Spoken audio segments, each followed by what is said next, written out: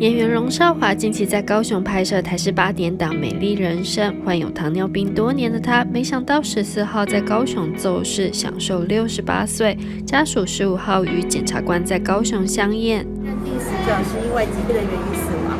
那家属对这个也表示都没有意见，那已经发相验尸体证明书给家属来处理后事了。龙少华的奏事让大家措手不及，不少与他合作过的亲友，包含总统蔡英文、高雄市长陈其迈都纷纷发文悼念。总统蔡英文更公开当年邀请龙少华来配音的花絮影片，要住宅化、社区化。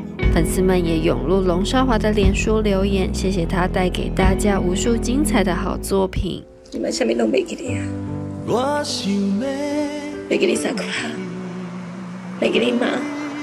苗可丽与龙少华合作过无数作品，也因此建立了好交情。他第一时间听闻好友的死讯，强忍着悲痛继续工作，直到深夜收工，一路哭着开车回家，也在脸书公开两人最后互动的讯息。